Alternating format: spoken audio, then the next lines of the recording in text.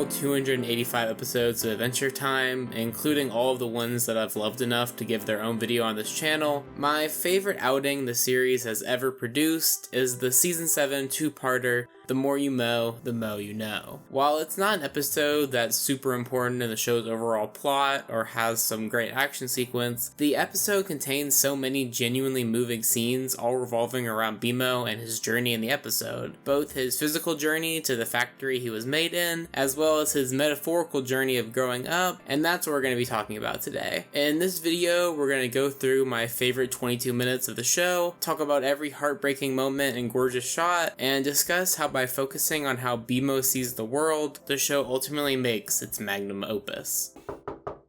Oh boy, he's here! Hooray!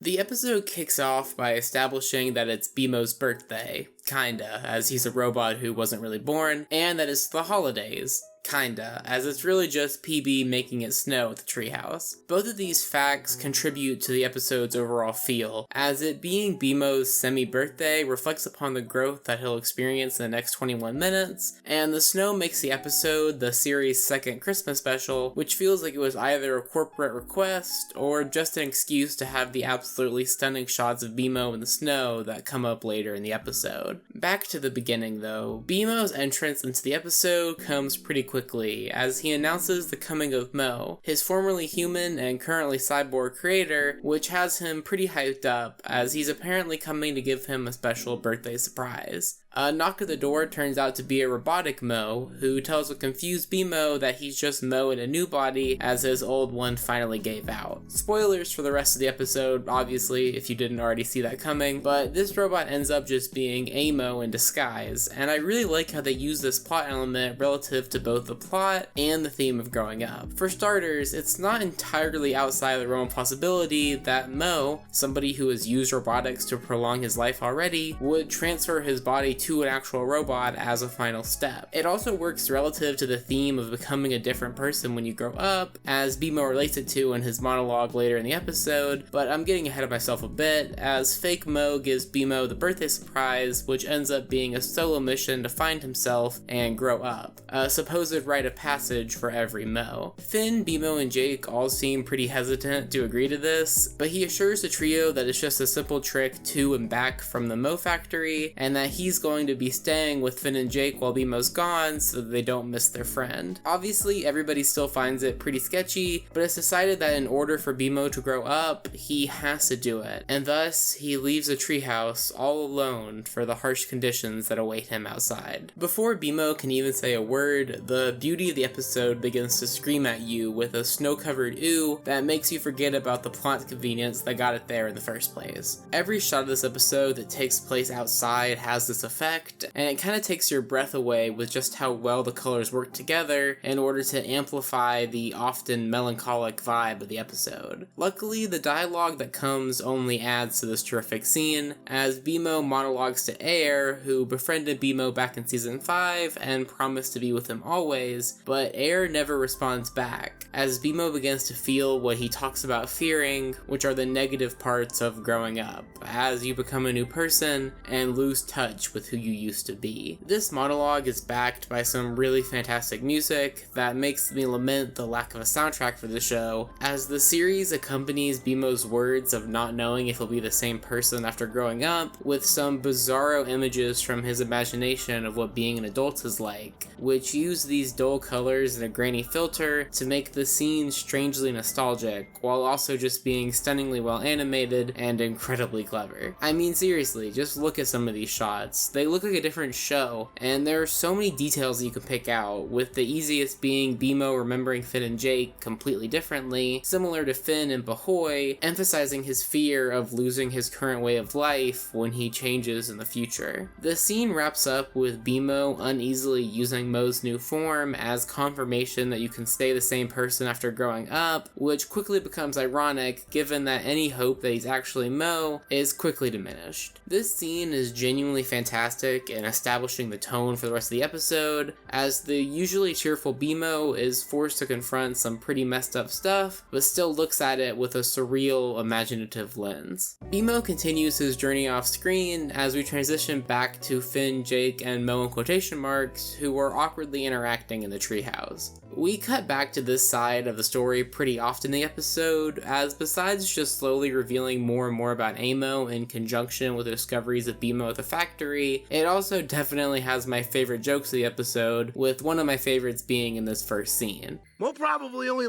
listens to the sound of the earth decaying. The boys are obviously pretty hesitant to fully embrace Pseudo-Mo as their robotic companion, but the character begins to change in order to become more appealing to Finn and Jake, which foreshadows his eventual reveal as Amo and Amo's programming to crave love. Finn and Jake fall for it, which, while it initially seems uplifting, it pretty quickly becomes ominous as BMO enters the factory to find Demo, the Mo in charge of guarding the entrance, frayed at the side as he seems to be hijacked. This obviously freaks him out, but not in time to avoid falling on the conveniently marked trapdoor, leading us to a fun scene with BMO just tumbling down a trash compactor, narrowly avoiding being trash compacted, and ultimately getting trapped by his foot. This marks the turning point of the episode, as definitely not actually Mo is revealed to the audience to be nefarious, which is necessary to add some context to the following scene back outside the treehouse, as Finn and Jake play in the snow and inadvertently bonk their new robotic friend who's desperately trying to get their attention. His tears after this moment contrast with BMO in the scene before, whose situation pretty clearly indicates a lack of ability to perceive pain in the Mo line of robots, which makes it clear that he's doing it for sympathy to try to get the pair to go back inside where they're more likely to pay attention to him. Speaking of BMO, we get the second of his imaginative surreal sequences, which is equally as impressively animated as he tries to justify Mo's trap as part of his lesson.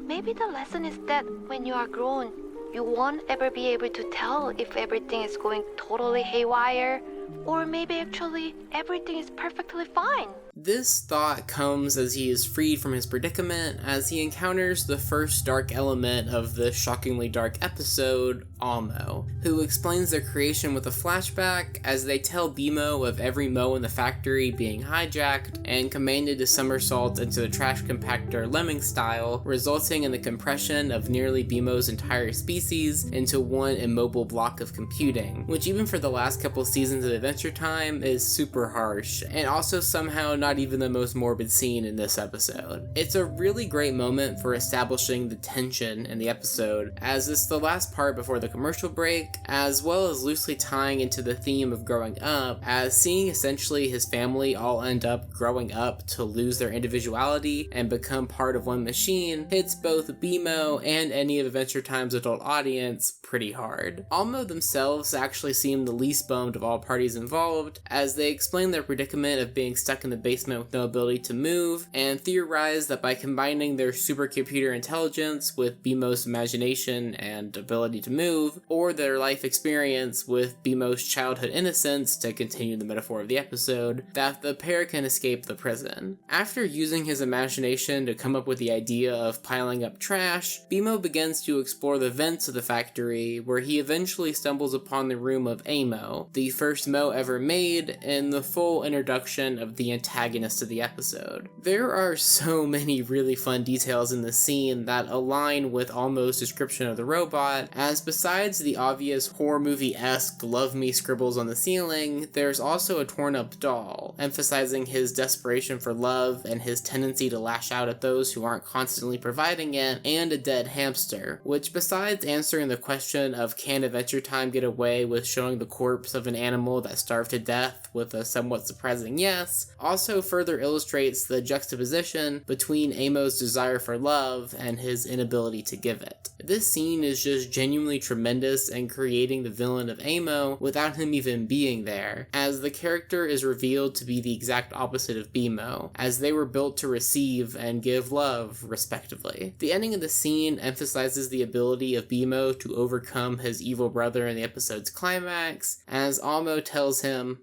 You're stronger than you know. Meanwhile, while BMO is having his crisis on the other side of Ooh, Finn and Jake are being bored by Amo's fake old man shenanigans, and while I've spent most of this episode talking about the beautiful visuals and the elegant dialogue, and how they both interact in order to add to the episode's poignant theme, I think it's worth noting that this episode is still really stinking funny, even outside of the genuinely amusing BMO shenanigans. The hangman scene just hits with joke after joke, with the best of them all having to be B. Burgess Meredith? I don't know. E. Is this Burgess Meredith again? While the slapstick humor of the first couple of seasons is great, the more low-key and subdued humor of the second half of Adventure Time has always been my favorite, and this episode is a fantastic example of that. Watching Jake get slowly more and more tired of Amo shenanigans until eventually storming off works really well comedically in order to create some levity in the moment in between BMO discovering that his entire family has been involuntarily Voltroned, and that his brother is probably going to kill Finn and Jake, as it holds its own as a B-plot against what might be my favorite A-plot in the series, as it ends with the pair leaving Amo just as everybody else has as his smile fades. Once the plots merge in the next scene, we get to see yet another example of Amo's thirst for love harming others, as after he frames Nectar for attacking him in order to get the sympathy of Finn and Jake, they immediately call out the scenario as impossible, causing Amo to lash out and knock them out as well, screaming this in a pretty chilling moment. You don't love me!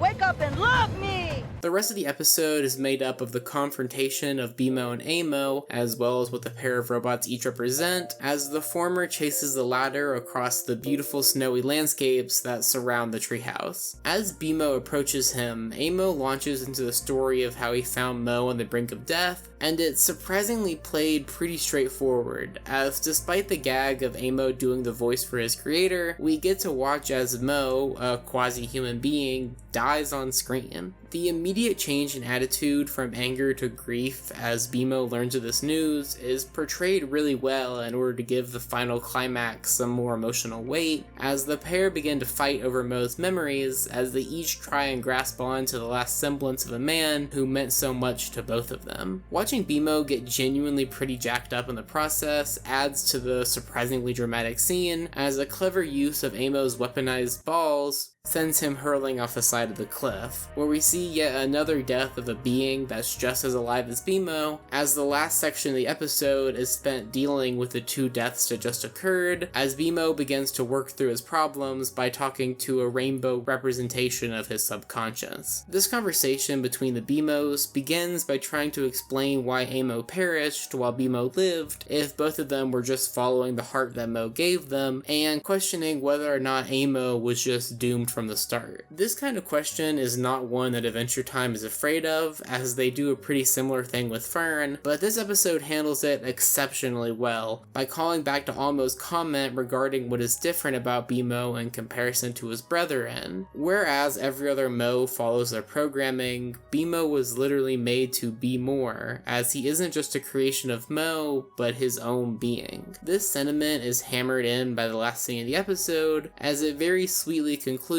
with a flashback with Mo and his favorite creation. I feel so very, very proud of you.